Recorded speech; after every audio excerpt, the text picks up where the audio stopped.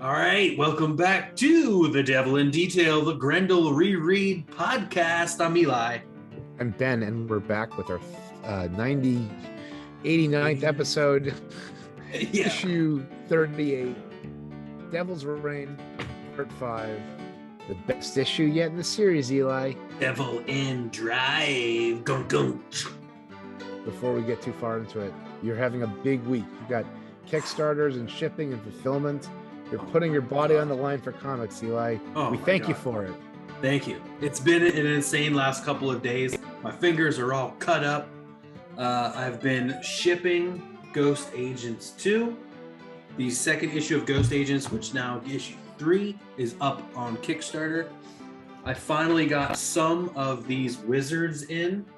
And so I've been shipping and sending out as many wizards as I possibly can. And that has been going well. I sent one to Matt. If you're hearing this, Matt, you should have one in your mail. Sent one to Diana, tons of other people, Bill Stout, all the people who are in it, Rick Veach, Jesse Lonergan, all these amazing people. I don't have an address for Brian Talbot, who you interviewed, if you want to reach out to him for us, if you would like a copy. So I've just been doing that all day, every day, nonstop from this chair. I haven't left once, not even to poop or pee. So get your 2 P's and you can leave them. I've been doing that. I got some really good news this morning that my waiting list for TCAF, Toronto Comics and Art Festival, went through. So I will be tabling at the Toronto Comics and Art Festival TCAF. If you're ready to get TCAFinated with me there, that's going to be really fun. We'll have Wizards. I'll have a Ghost Agents. Probably not Ghost Agents 2. I think we'll have sold out of that issue. And I will also have the Devil, what do we call it? Love and Grendels. Our Grendel zine. So if you see us there, if you see me there, stop over, say what's up, talk Grendel, and you'll get a free zine. Also, Free Comic Book Day was last Saturday, which was why we didn't really get an episode out last week. It was great. Shout outs to our dude, Fred Warner, who had an amazing art collection. Check it out on the @GrendelCast Instagram. He had the most amazing stuff. I couldn't even tell you guys how amazing it was to see his art book. He brought it over, and that was just absolutely insane. Shout out, Fred. That was huge. Ben, you're taking a bye on this week's What You Been Up To. Yeah. All right. So without further ado, I finished penciling Oh Fuck Why number 3. You do a lot of work, man. I'm having a hardware issue that's thrown my mojo off for today. That's all I'll say. That's all we'll say. Ben's got his mojo working to see what's going to happen. We're going to move forward. Let's get into that theme song, baby. Two in the box, ready to go. Any fast, any slow. Yeah. Vivat Grendel. It's like the devil is my best friend. 100 rows with the pen to the fork end, or till time end. Like Orion, Jupiter, my kin, bloodline private. Control the whole shit. The wolf won't beef, then we feast off the rip. Behold the devil in detail. Behold the devil in detail. All right, thank you again, Manus and Laserdisc, for an amazing theme song. How you guys get that so perfect each week when you're right here in the studio with us performing it live? It's completely mind-blowing, guys. Shout out. Look at you guys. You're pretty. All right, cool. So we're going to get into this week's Ish, Grendel 38, another painted wraparound by Tim Sale. Shout out to Tim. And it always seems like we're getting these backup. We're getting the Tales from the Underground on the cover with just little inserts about the main story, I guess. Yeah, let's put that in a nutshell. It's the ongoing conflicts that lead to the transhemispheric East-West War. Exactly. The biggest. And as we turn on to page 1, that's exactly what's happening. The world is awaiting UNOWs' next move, So they know Sherry and Fadi and Orion know that Japan orchestrated this whole kidnap thing. They orchestrated this whole thing. And so that's like, they're like, okay, we know this, but the common people don't know this. And so we need to do something that's going to shift power. Orion finally takes on that mantle of Grendel Khan, and he's like, he's proud of it now. Yeah, it's necessary. It's like it's all very Faustian, and he wanted to do the right thing the right way, and it just doesn't work out. It doesn't work that way. No. And the more he's getting pressure from all these sides, home and away, and the Grendels that he's been training in his army and the other generals in other countries, and it's becoming a lot. It's becoming a lot as his support system is kind of cracking around him. And by the end of this page, war is declared in Japan, and the East to West war begins. Oh no, the Cold War begins. The East West is. Well, he calls this like a Cold War against. Yeah, yeah. What's happening is that there's two main and probably more factions in Africa. There's ALPO, African Liberation People's Organization, and the ARA, the African Republican Army, which I think was mentioned last time. It has a logo. It looks like a heavy metal, like Anthrax or something like that. Yeah, it does. It's really cool how we get all the logos right here at the bottom or in the middle of page 2. Yeah. Shout out Monkeys Fighting Robots for my sweet koozie here. Yeah, keep it cold. Keep it cold. I don't want my body heat which is running very hot, to affect the coldness of my beer. Okay, so the core group, Sherry, Fadi, Manny, and Orion are having this meeting, and basically Manny is he's like all but putting himself out to pasture. Yeah, he's like, I can't do this anymore. This is Sherry's never going to be the same, and Oscar Berlinetti, who was the head security guy at Vegas, is now a general, and he wants to take over India.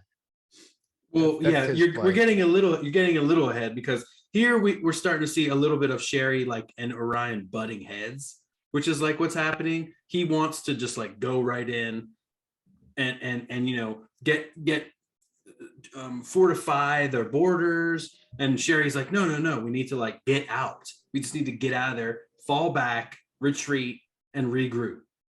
And he asked Manny what's going on, and Manny's like, dude, I'm out of here. He doesn't care.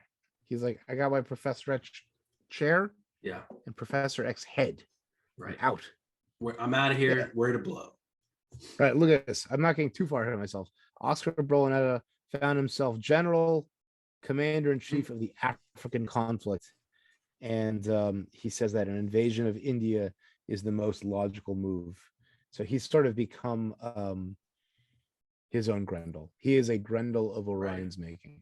Right. And he's starting to get a big head as he goes and rises up the ranks. And now he's like, what are the Himalayas? What are we doing? Like, this should be easy. And Orion's like, no. You need to we need to back up. We need to hold for a minute, and we need to rethink this and do something smart and do it the right way. And Berlinet is like stewing. He's like, I know we can do this. I know I can do this. Berlin, he's like a bit of a loose cannon. He puts on this like Babe in the Woods routine where they're like, oh, we got an engine fire. We better land the Armada. Happens to be in India. Well, we're here. We're here. We might as well do what we want to do anyway. So right, and he lands. He probably doesn't radio to them or anything. He just lands, this imposing force, and the Indian leader comes out and just like, we surrender. Fine. Like, don't do this to us. And he's just like, okay. And so Orion has a real problem on his hands where it's very Dune, where someone else is rising in the people's favor or whatever it is. It's also kind of, I'm not sure if it's here, maybe further on, where Orion and Manny are like reflecting on this, where they wanted to set Berlinetta up to do exactly this, but to do it indirectly, to public facing be like, we don't want you to do that, and it's like you tell a kid, they can't have it, they want it even more. Yeah, you tell a kid, don't wipe up your mess at all. Why would you ever do that? He's like, I'm gonna wipe my mess. It's that reverse psychology shit. Well, my daughter's favorite stuff is adult things, because she knows the difference between a toy phone and a real phone. So she has a collection of official adult gear, like broken, USB thumb drives and old air conditioner remote controls. Just garbage. All right, so we're continuing along, and China is like, it's all getting to be too much. This Western imperialism, we can't allow any further advancement, and so China and Japan join together. Is that what happens here, or that's a little bit later? It's something like that. Yeah. China does say that they're not going to stand for this anymore. I think that what's the emphasis of this page is that the global tensions are, Orion's finding himself more and more isolated, and Manny is requesting to go into basically retirement. Yeah, like as the world is like closing in around him and getting more crazy, his people are sort of checking out one after another. His support group of really, really trusted people. Well, he's put them through the grinder. He really has. He really has. Manny isn't up to the task, because 10 years ago they made him blow his brain out. Yeah. Sherry isn't the woman she once was, because she's been through kidnapping trauma. Exactly. And the loss of a child. And I think that Orion, like he is a Grendel, but like there is a good person inside of him, and you can see that in this last panel, where he's like, go, if you must go, then that is blah blah blah. Yeah, but it's not. It's like guiltless though too. He's like, I get it. You're having a tough time and you need your space. Go ahead. Yeah, but it's not like, fine, go. Like, I don't even. People, I mean, yeah. Well, I was gonna compare it to like the show Friends or something like that. Like when it's just them like lounging around, it's like a sitcom from the 90s or something. Yeah. And then it cuts to like, tanks in the jungle. The interpersonal, dramas are very interesting. Totally digging it. All right. Yeah. We'll miss you. We'll all miss you. And then, things are starting to progress in the Indian jungles. Like Orion's troops are moving into India. They're meeting impoverished villages all along the way. They're moving through like using the cover of the jungle to like kind of like get through, instead of going like outside where they could be seen. Yeah, and Orion is trying to keep Berlinetta on a very short leash. Right, which is not really working out the way he wants it to, because I think the more the more rule Orion lays onto Berlinetta, the less he wants to like follow, and the more he's like, I have my path. I'm out here in the field. I know what's going on. I can do this. So the bottom part is the conflict on the Tibetan border, where they're right at the foot of the Himalayas. Yeah, and they're met with Chinese forces that I guess like make them take a step back and say, oh, we don't have the advantages here. Yeah, and they've been walking for all this time. They've been worn out through all the jungle and all this stuff, and so they're not even fighting at the top of their game, and so they kind of get schooled a bit here. There's a war meeting, and Berlinetta's advice is getting heeded by the chiefs of staff. Exactly, and Sherry Kniff is like, she's not having it. He is like, he wants a resolution through war, and she's trying to find this resolution through peace, which is becoming less and less possible. It's just not.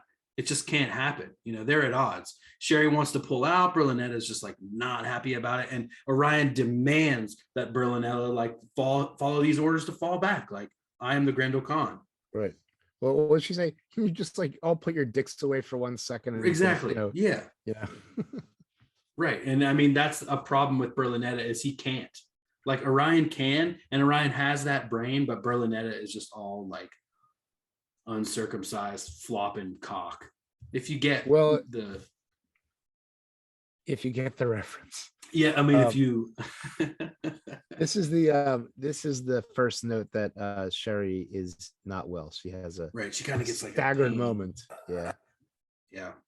Something we've all probably felt where we're just like, oh God, like, you know, like a striking pain through your One thing stomach on this spread that's really cool is that the propaganda has appeared on the same spot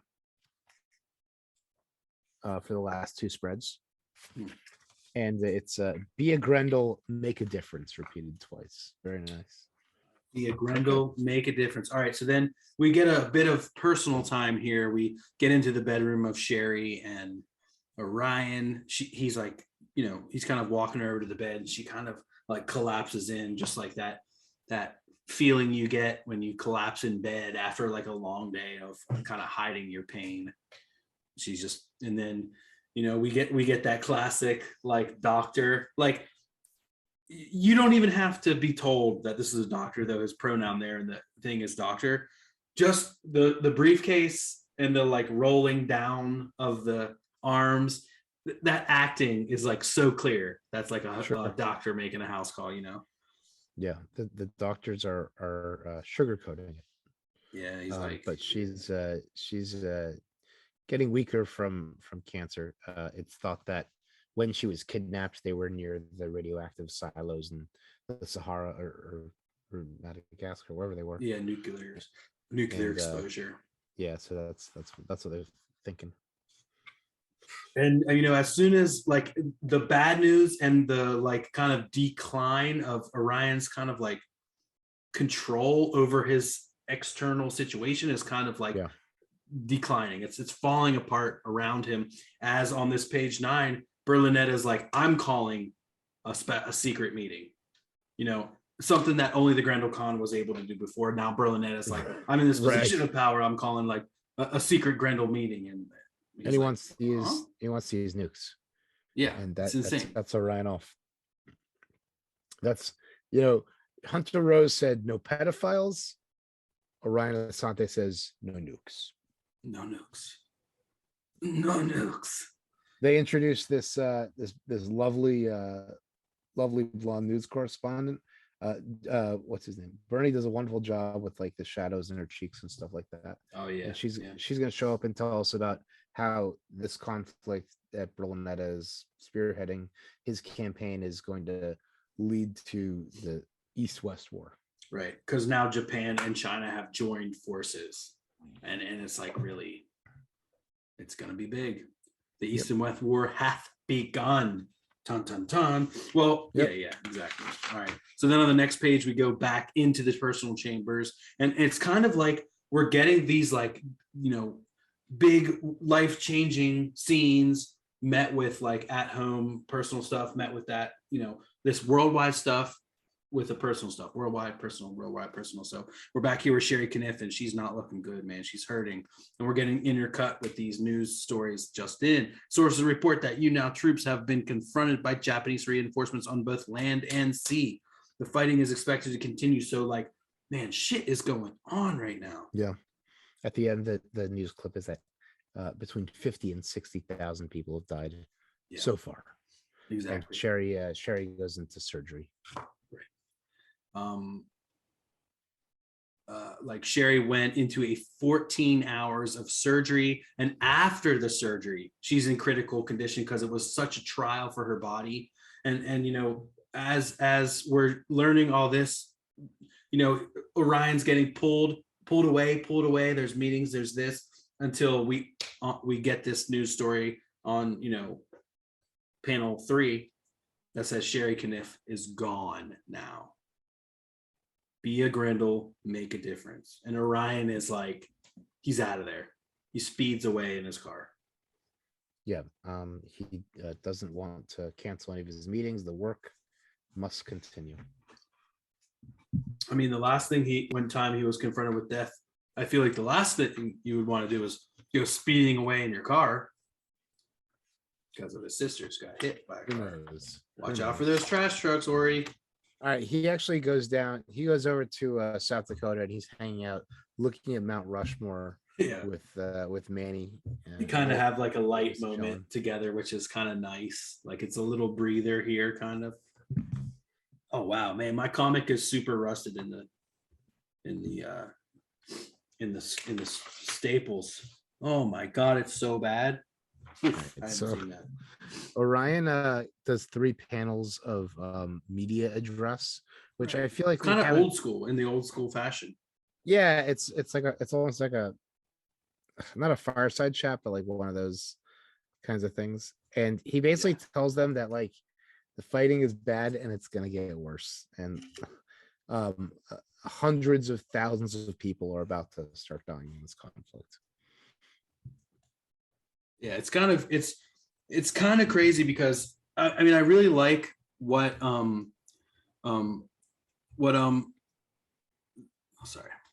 I really like what Bernie hath done here, like because if you remember when we originally was seeing the TV stuff and the stuff that Epi was doing and the stuff that Orion was doing, it would always be in green. It would be like fully in green, and that was our kind of letting us know that this is a TV and this is being transmitted out. So we kind of get this green. It's kind of a little different, and we just get kind of this like light, like pencil shading kind of thing going on. Just kind of a little taste of the green, but it's like a little bit different. It's new. So I like that, what Bernie did. So we get the action, we get this sea battle. And then on page 13, it's continuing. The message felt weak. Orion's message felt weak. The death toll is now at the hundreds of thousands. And Berlinetta is demanding to speak to Orion, but like he can't be raised. Like he's like, Fadi, give me Orion. Like, let me talk to him. And Fadi's like, I can't do it. I can't. He can't be found. He can't be reached. Yeah, she calls up South Dakota. She's like, God damn it, Manny, I know he's there. And he just doesn't want to deal with Berlinetta. Mm-hmm. He's kind of like had enough with things right now. And then on the next page, Japan throws down the gauntlet. The Japanese issue an ultimatum: retreat or nuke. Orion started it, and he'll have to end it. And he's thinking nothing but Grendel thoughts. Yeah, this is very BLS, carving the Grendel face into the railing of his cabin. You know, I was thinking I was thinking more and more about maybe how we view Grendel, the name Grendel, the character Grendel, and how maybe people at this time and how Orion was like battling it, because they see Grendel as like, and I think we've talked about this, but they see it as like Batman or as like a frivolous character from pop culture, not necessarily as this powerful urge. Now, I guess still, this is maybe 20, 30 years ago where we had Epi Thatcher and at the height of like the Grendel movie franchises. But like still we look at I feel like Grendel is Batman in the zeitgeist, you know. He's like a punk rock Mickey Mouse. Yeah. But still, like there was all these movies, different movies. You know, I feel like there was the campy version, and there was the dark version, and there was the gothy version, and you know, there was the Abu Bakr Ali version. There's the, you know. Yeah, and I think that exploring like who creates what kind of media is a great, like there was all those other characters in Omnicore that it was like that, you know, they each have their own one. Oh, you do the silly ones, you do the scary ones, you do the, you know, like, depending on which kind of control we want to take over of the people now. You know, maybe it's Christmas time, so we want to manipulate them into some sort of spending, you know, and so we have this Grendel movie that's going to encourage you guys to spend a little bit of money on whatever, you know. So okay, so Tales from the Underground. Now this is Sinatra. Tales from My the Way. Underground. Wait, Sinatra? My Way. My Way? Right. You want more it Elvis. my way. So again, Almost we get this these, aerial shot of Grendel's palace to open us up. laser fences go all the way up. I think Yeah. it's Zebra who's narrating this one. Mhm. I really like this bird. How when Yeah. it's out in the black, it's like the green, but when it's in For the sure. green, it's black. That's really well done. Yeah, really, really, really cool. Another So, part of Tim and Bernie really working together well. So let's put this one in a nutshell. This story is about Pelham Cross's religious ascension, which began at the end of last issue, and it's sort of been slowly building. And it's just this like bloodlust mania crazed tale of a cult leader's like rise and spreading of power. The lore itself, some of it makes sense, some of it doesn't make sense. Some of They're it were brought crazy for into blood. this, blood Yeah. crazed, fueled, and I guess somehow he found his way out of Grendel's palace. They have this like underground, like villain from some heavy metal comic, and they're in this cave, and there's a long table carved out of the rock, and they're bringing up these naked people who are hung by their legs that they slice open and can suckle. It's a deliverance, and But then at the end, when he says deliverance, he shows that he cuts his own hand, right, and it bleeds. And so right. I think that that's the symbol of like, oh, we can infiltrate normie society if we can prove that. If we can prove we can bleed, no one will think that we're vampires. Exactly. I'm just curious, like, where did this suddenly come from? Because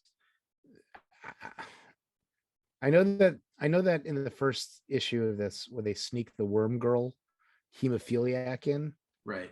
she can bleed. That's how, right. But they're not going in and out anymore, so they shouldn't even be really a prick test anymore. So what happens is they collect his blood and they vial it up, and then they give it to all the different vampire enclaves. Right. And it gives him telepathic communion exactly with the other vampires. So he's building like, that's what happens. He's building I don't mean to get out Star Trek here, but it's kind of like in Picard at the end, Girardi, as a Borg queen, she assimilates all these humans. It's almost like the same kind of thing. He's like using his blood to assimilate all of these other vampires into like a hive mind so that he can control and work with them. And you pointed this out to me. I missed this. We got these dudes whose totems are ducks. We have Hughes, DuPont, and Lewis. Yeah. Huey, Dewey, and Louie. Yeah, and then they're vampire ducks with just glowing red eyes. Yeah, that's amazing. And they're swimming the like the bag Helen of blood vials over. Blood. Yeah. They're gonna give this blood, and he's just in full on religious mode. He even comments. He goes, "Oh, who knew?" I mean, it's very on the nose. In case you didn't see it, he's like, "Who knew that when Tajiro hired me, I'd be taking over his job one day?" Yeah, exactly. Like, well, and then the three, Huey, Dewey, and Louie, when they're back at Grendel's palace, they're very much like what's it called?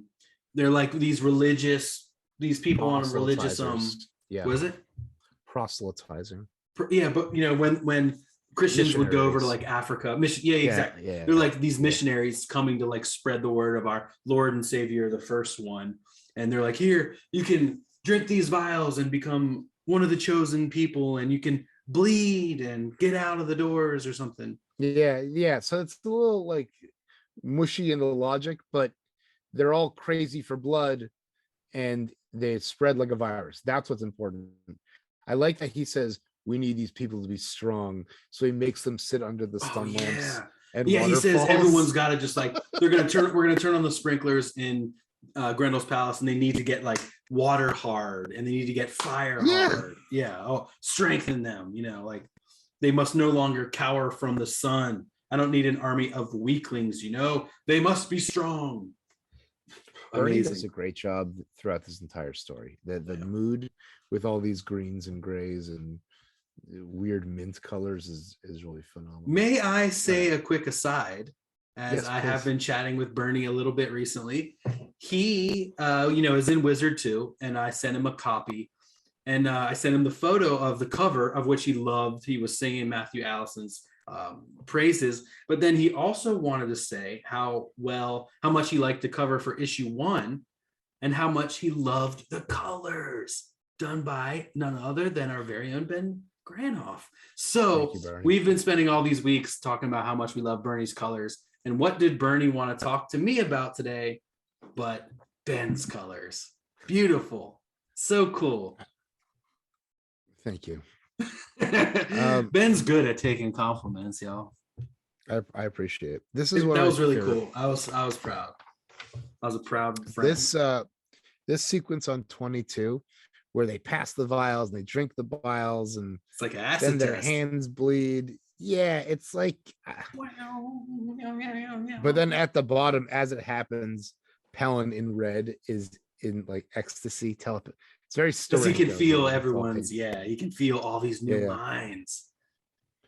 And then he has a pit of just this is insane. Animals.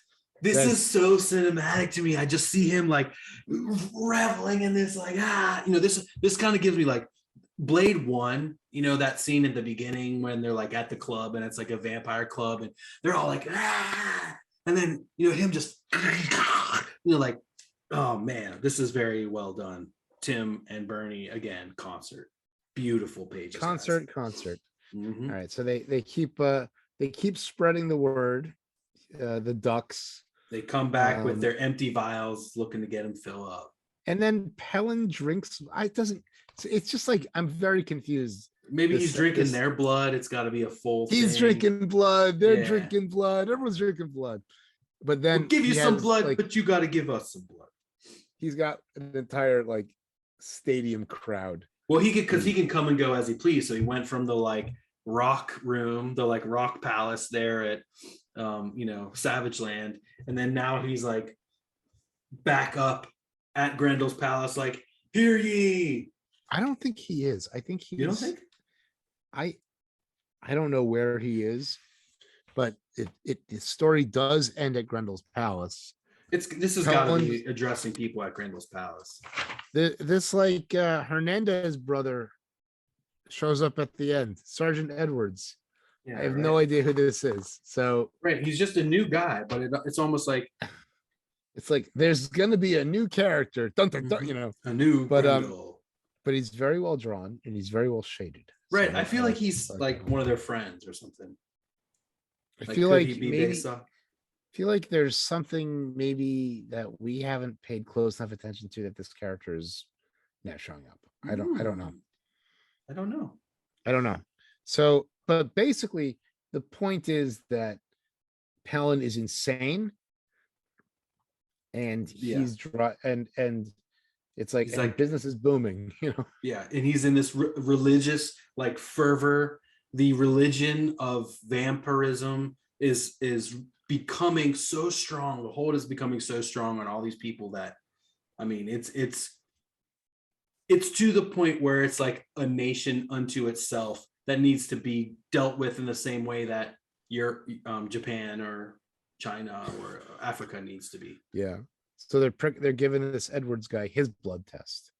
They still never move past the fingerprint. Maybe he's a vampire who's now trying to be passed off as a Grendel, and now since they can bleed, they prick him, he bleeds, and he's like, well, actually, he must be one of Pelin's spies. But I think it's intentionally left a little open. He's at the door of Grendel's palace here. He's with the guards at the front. No, but where is he like before? Like, is he somewhere in the scene? I think this is his intro. This is his first panel. So that's a little weird. First appearance of Edwards. First of Edwards. But I think that, throughout this entire series, Matt is always very selective about what information he leaves out. Yeah. We're in 3 episodes, we'll have to do like a retrospective of the ongoing, of like, what's the deal? Where are the strengths? Like, what is this? Like, when the ongoing ends, it's literally the end of an era.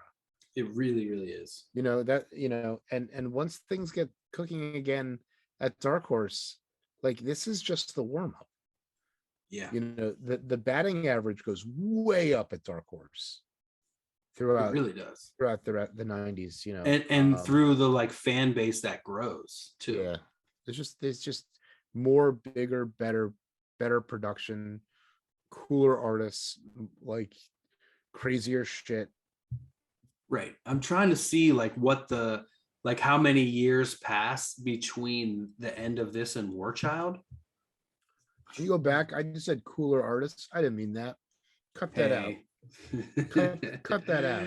He didn't mean that. All the artists are amazing. And well, Matt returns for War Child. No. Cut it out.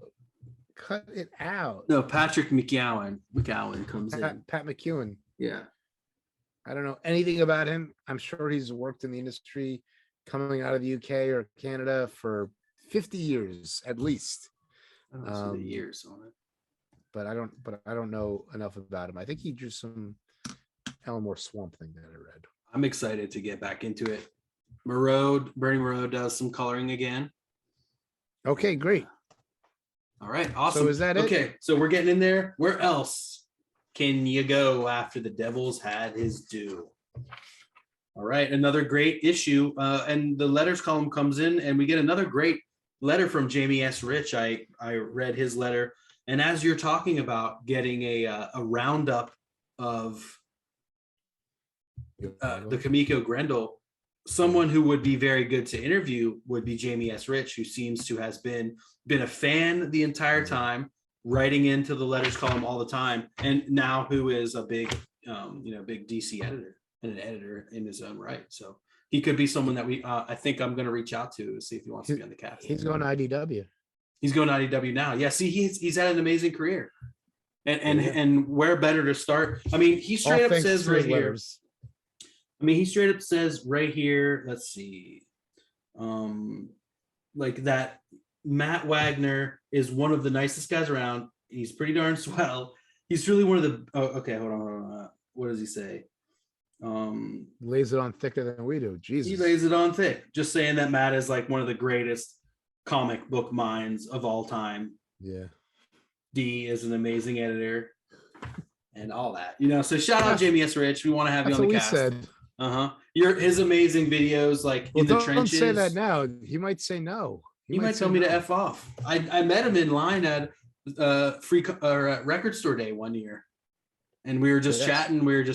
And then, he said, I do some comic book stuff. Don't you know who I am? He didn't. He might have been about to be like, oh yeah, I work in comics. And I was like, I know who you are, Jamie.